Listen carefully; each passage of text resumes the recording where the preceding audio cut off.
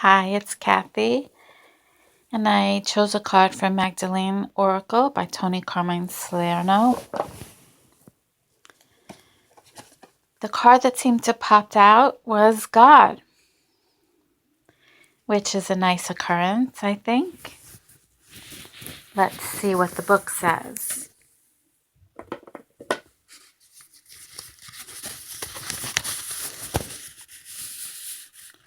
You may be asking, does God really exist? And if so, where is God when you need God most?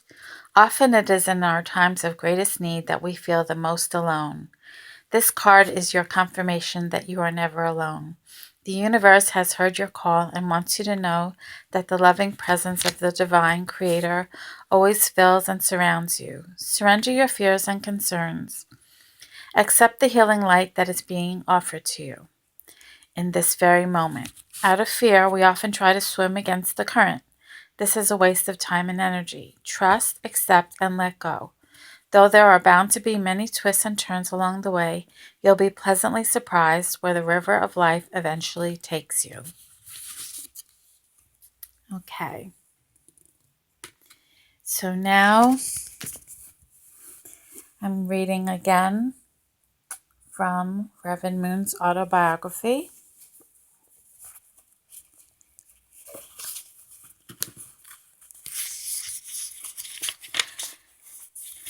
My mind was so full of things to do that I did not even want to waste time eating.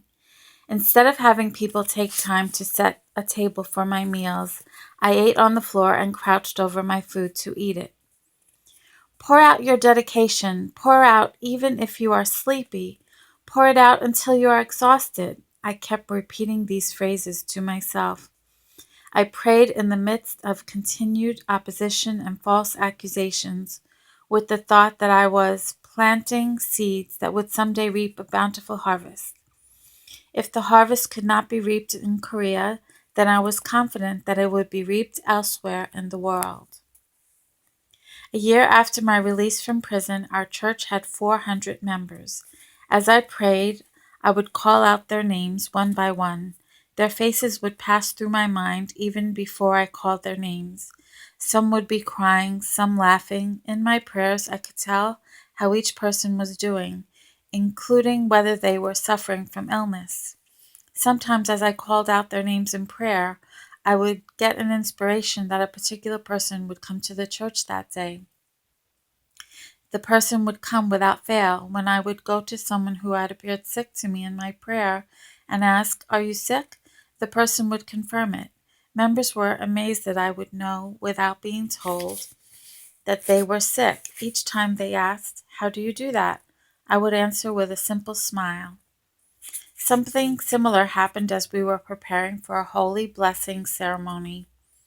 The holy blessing is the marriage ceremony.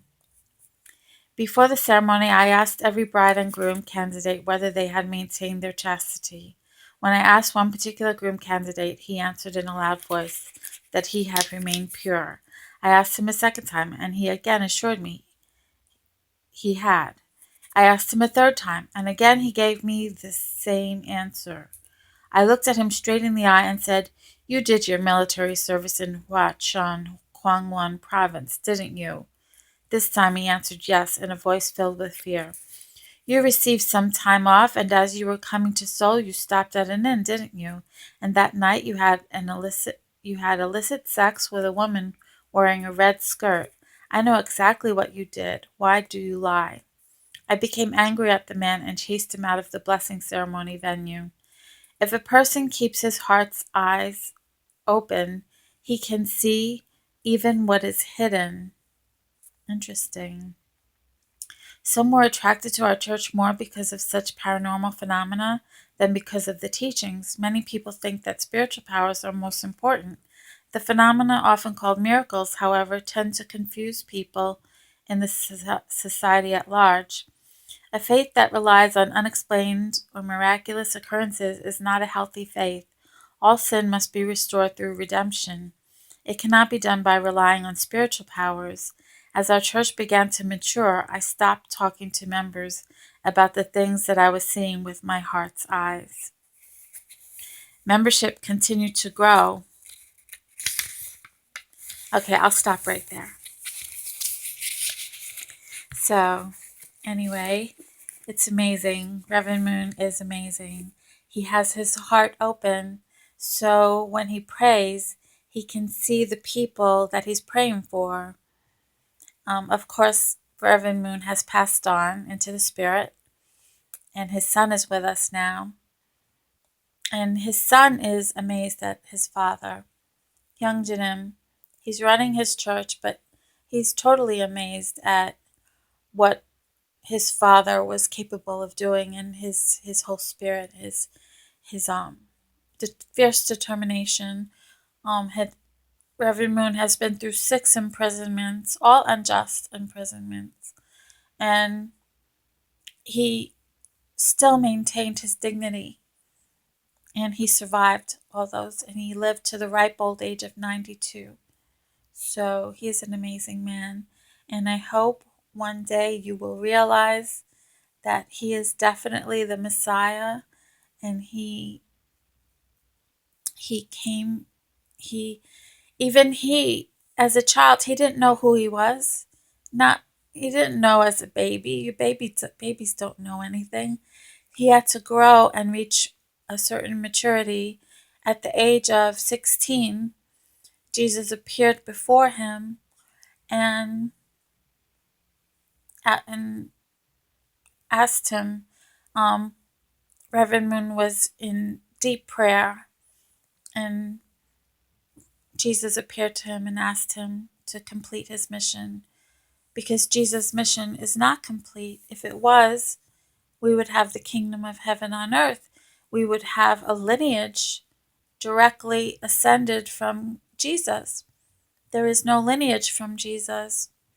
So Reverend Moon was able to start a lineage, and Young Jinim is the one of all his children.